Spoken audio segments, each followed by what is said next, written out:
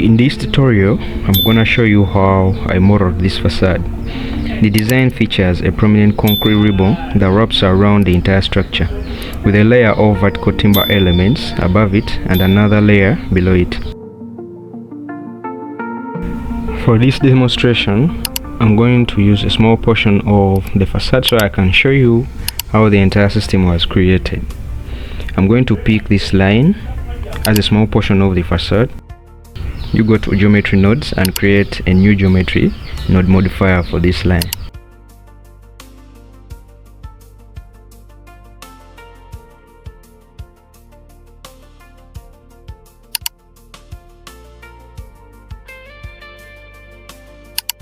Pin the node editor so that you don't lose a setup whenever you select any other random object on the viewport. Next, select one timber member and create a duplicate. Shift D. Rotate it to 90 degrees on the top view so it's correctly aligned on the x-axis.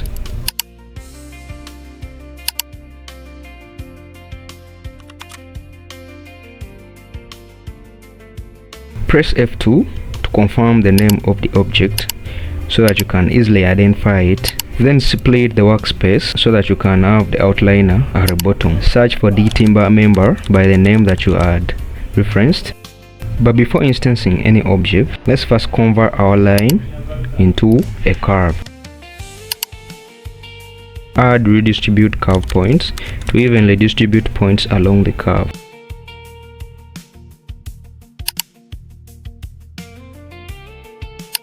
So the points will determine where each timber element is placed. Now drag the timber object from the outliner directly into the geometry node editor. Add an instance on points node and connect the timber object geometry into the instances. Instantly, each copy of the timber member is on every point along the curve.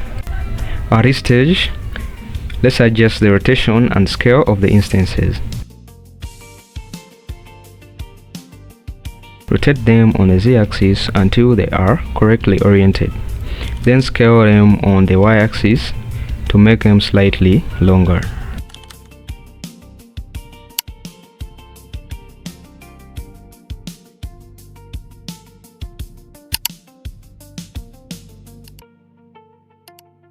So now you can see that the facade is already beginning to take shape.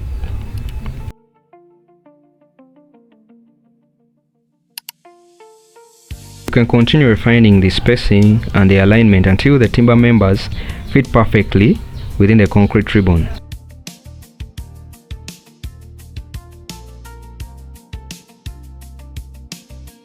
If some instances aren't lining up correctly, switch to the top view and enable X-ray.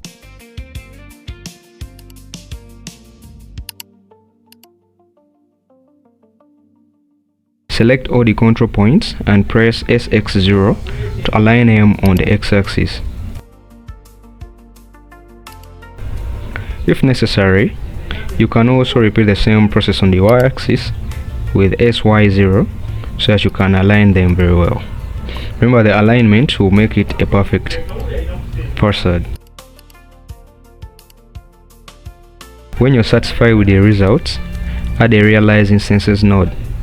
This converts the procedural instance into real geometry that you can edit like any other mesh. Convert the object to mesh and switch to the front view. Enable X-ray before selecting the lower vertices. Press SZ0 to align them perfectly on the z-axis. Finally, you can enable the snapping with a shortcut Shift-Tab and snap the vertices along the edge. This exactly completes our process. If you have any question and you haven't understood anything, feel free to comment and ask. I have only demonstrated a small section here, but the same technique will be repeated for every timber member you see. Thank you for watching. In the next tutorial, I will show you how to create the decorative pattern that is featured in the facade.